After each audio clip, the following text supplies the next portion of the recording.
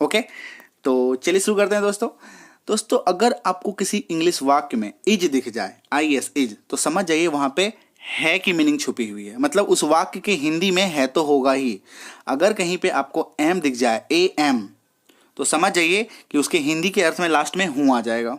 अगर आपको कहीं आर दिख जाए, ARER, तो समझ जाइए वहां पे हैं, है ना, बिंदु की मात्रा के साथ ये दिख जाएगा आपको लास्ट में। एग्जाम्पल से समझते हैं दोस्तों। अगर कहीं पे इज दिख जाए, जैसे कि ही इज अ डॉक्टर, तो लास्ट में है आ गया। देखिए वह एक चिकित्सक है, वह एक डॉक्टर है। Is not it. चलिए एम देख लेते हैं, AM। अगर कहीं पे इंग्लिश वाक्य में आपको एम दिख जाए, आई एम ए स्टूडेंट, तो लास्ट में हूं आ जाएगा। मैं एक विद्यार्थी हूं, मैं एक छात्र हूं। ओके, चलिए देखते हैं आर, ARE। अगर आपको कहीं पे आर दिख जाए, दे आर रीडिंग, कोई भी एग्जाम्पल हो सकता है ना, दे आर रीडिंग, तो लास्ट में है आ गया। देखिए दे आर रीडिंग, वे पढ़ रहे हैं। क्लियर है। चलिए अगर कहीं पे आपको वॉज या वर दिख जाए, देखिए ये वर, इसका प्रोनाउंसिएशन वेयर नहीं करते, है ना, वर, तो वॉज और वर दिख जाए तो समझ जाइए कि वहां पे हिंदी के लास्ट में आपको था, थे, थी, कुछ ना कुछ मिल जाएगा। ये तीनों में से एक मिल जाएगा। क्यों? क्योंकि ये निर्भर करता है था, थे, थी, क्योंकि वो पुल्लिंग है, स्त्रीलिंग है, या एक वचन है, बहुवचन है, तो उस पर निर्भर करेगा। तो था, थे, थी में से कोई एक मीनिंग होगा। एग्जाम्पल से समझते हैं माय फ्रेंड। जैसे कि सी वॉज राइटिंग, वॉज दिख गया तो थी आ गया, क्योंकि वो सी जो है वो लड़की है, स्त्रीलिंग शब्द है, तो वह लिख रही थी। अगर यहीं पे हो जाता ही वॉज राइटिंग, तो हो जाता वह लिख रहा था। ओके, चलिए वर के लिए समझते हैं। वी वर डांसिंग, हम नाच रहे थे, हम नाच रहे थे, वी वर डांसिंग। क्लियर है माय फ्रेंड। अगर वर दिख जाए तो लास्ट में थे दिख जाएगा। क्लियर है। चलिए समझते हैं विल। दोस्तों सेल का प्रयोग तब होता नहीं है मॉडर्न ग्रामर में, SHALL, तो सिर्फ आपको विल को ही सीखना है। विल अगर दिख जाए तो लास्ट में क्या आ सकता है, गा, गे, गी, है ना। For example he will play cricket, वह क्रिकेट खेलेगा। अगर यहां पे होता सी विल प्ले क्रिकेट, तो वह क्रिकेट खेलेगी हो जाता। क्लियर है माय फ्रेंड। चलिए अब आते हैं कैन और मे में। कैन और मे का मतलब एक ही है, सकता है, सकती है, सकते हैं। अगर आपको वाक्य में, इंग्लिश वाक्य में कैन या मे में कुछ भी दिख जाए तो समझ जाइए कि लास्ट में सकता है, सकती है या सकते आ सकते हैं, है ना। तो आखिर डिफरेंस क्या है इन दोनों में, अगर दोनों का मीनिंग एक ही है तो। एग्जाम्पल से समझते हैं। जैसे कि अगर मैं कैन के एग्जाम्पल लूं, यू कैन लर्न इंग्लिश, आप अंग्रेजी सीख सकते हैं। कैन जो है माय फ्रेंड वो योग्यता दिखाता है, क्षमता दिखाता है, एबिलिटी को शो करता है। जैसे आप अंग्रेजी सीख सकते हैं तो ये क्षमता है ना, ये आपकी एबिलिटी है, ये आपकी योग्यता है ना, तो आप अंग्रेजी सीख सकते हैं। मे में क्या प्रॉब्लम है, मे जो है मीनिंग तो वही रहेगा, सकता है, सकती है, सकते हैं, सकता हूं, है ना।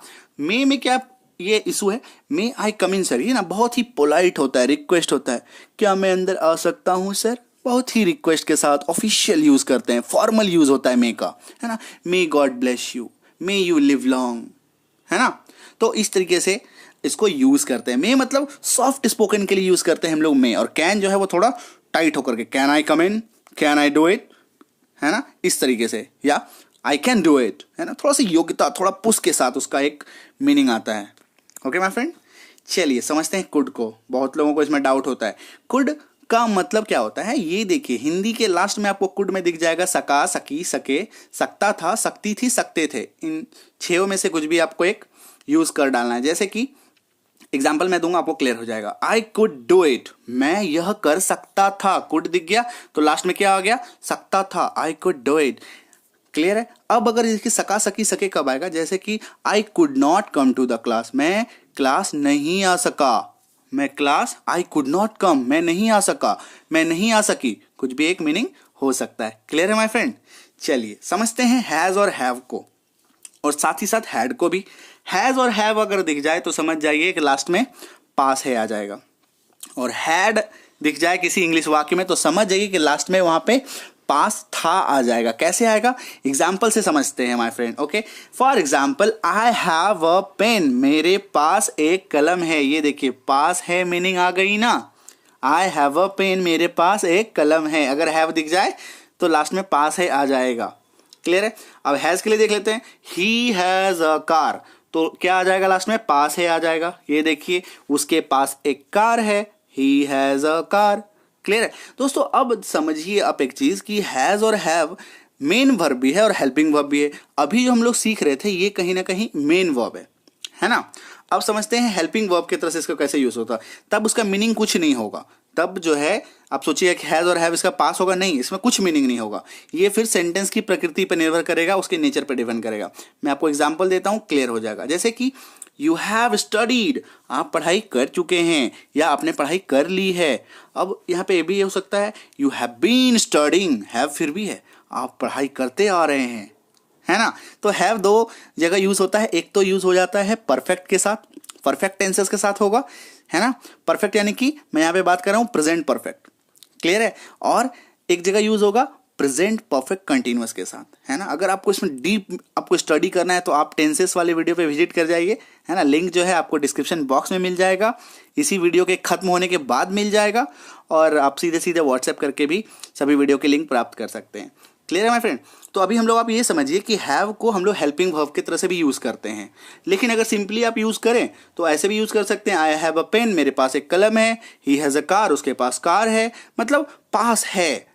ये इस तरीके से सेंस में आप इसको यूज कर सकते हो। बट मैं आपको इसलिए बता रहा हूं कि ताकि आप घबराएं नहीं कि सर हैव को हम लोग और भी एक दो जगह देखते हैं, है ना। तो घबराना नहीं है, उसके लिए क्या करना होगा, टेंसेस सीखना होगा। क्लियर है। बट बेसिक मीनिंग यही थी। Clear my friend. जैसे कि सोहन हैज स्टडीड, उसने पढ़ाई कर ली है। अब देखिए हैज तो है, लेकिन यहाँ पे मीनिंग पास है नहीं होगा, यहाँ पे कोई मीनिंग नहीं होगा, यह एक हेल्पिंग वर्ब है, मदद कर रहा है ये। क्लियर है। चलिए अब हैड के लिए देखते हैं। हैड का मतलब होता है पास था। दे हैड अ पेट, पेट मतलब कोई पालतू जानवर, है ना।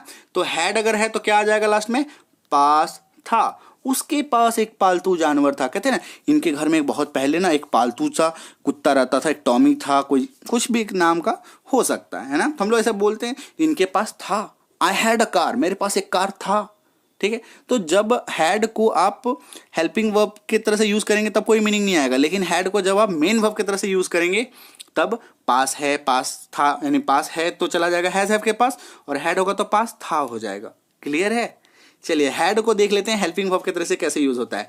They had studied, had studied, है ना, वे पढ़ाई कर चुके थे या उन लोगों ने पढ़ाई कर लिया था, है ना। ये हेल्पिंग वर्ब की तरह से, यहाँ पे कोई मीनिंग नहीं होता। क्लियर है। ये मैं सिर्फ और सिर्फ आपको इसलिए बता रहा हूँ ताकि आप कंफ्यूज ना हो। ऑल्दो आप इसको यूज कीजिए, हैड को अगर अच्छे से आप यूज करना चाहते हैं